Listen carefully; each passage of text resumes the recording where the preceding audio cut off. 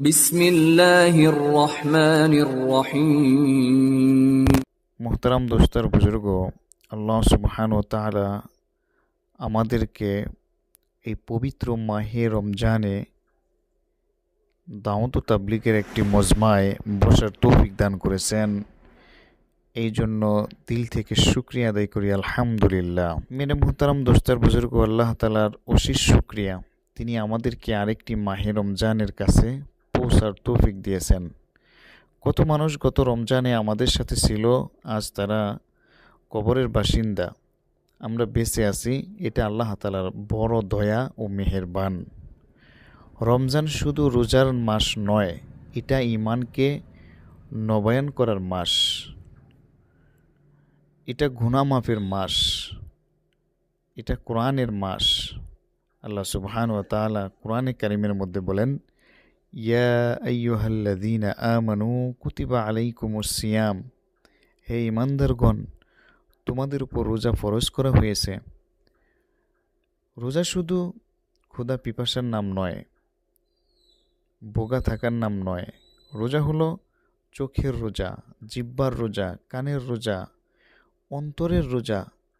নবী করিম সাল্লাল্লাহু আলাইহি ওয়াসাল্লাম বলেছেন, অনেক রোজাদার আছে যারা ক্ষুধা ও পিপাসা ছাড়া কিছুই পায় না।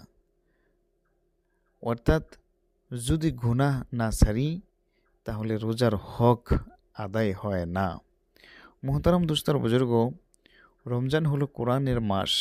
সাহাবায়ে কেরাম রমজানে ব্যবসা কমিয়ে দিতেন, এবাদত বাড়িয়ে দিতেন। আমরা কি রমজানে কোরআনের সাথে সম্পর্ক বাড়াবো ভাই? বলেন ইনশাআল্লাহ। যারা আমরা কোরআন শরীফ পড়তে পারি না, এই মাসে ইনশাআল্লাহ আমরা শিখব, যেভাবেই হোক ইনশাআল্লাহ আমরা শিখব। প্রতিদিন কিছু সময় কোরআনের তেলাওয়াত অবশ্যই করব, অর্থ বুঝে পড়ব ইনশাআল্লাহ। নিয়ত করা যায় ভাই ইনশাআল্লাহ। রমজান হলো নামাজ ঠিক করার মাস। যারা সারা বছর জামাতে আসে না, রমজানে যেন প্রথম কাতারে দাঁড়ানোর চেষ্টা করি। তাহাজ্জুদ, তারাবি এই মাসেই সুযোগ। ইনশাআল্লাহ আমরা বেশি বেশি নামাজ আদায় করব। মোহতারাম দোস্তার বুজুর্গ, রমজান হলো দাওয়াতের মাস। মানুষ এই মাসে দিনের দিকে ঝুঁকে থাকে। আমরা যদি মহব্বত নিয়ে দাওয়াত দেই, অনেক মানুষ বদলে যাবে। ঘরে ঘরে তালিম চালু করতে হবে ফাজাইলে আমলের। মসজিদে তালিম করব, ঘরেও তালিম করব এবং অন্যদেরকে এই ফাজাইলে আমলের তালিম করার জন্য উৎসাহিত করব। পরিবারের সাথে বসি, সন্তানদের নিয়ে মসজিদে আসি। রমজান হলো ইখলাস শেখার মাস। রোজা এমন ইবাদত মানুষ দেখে না,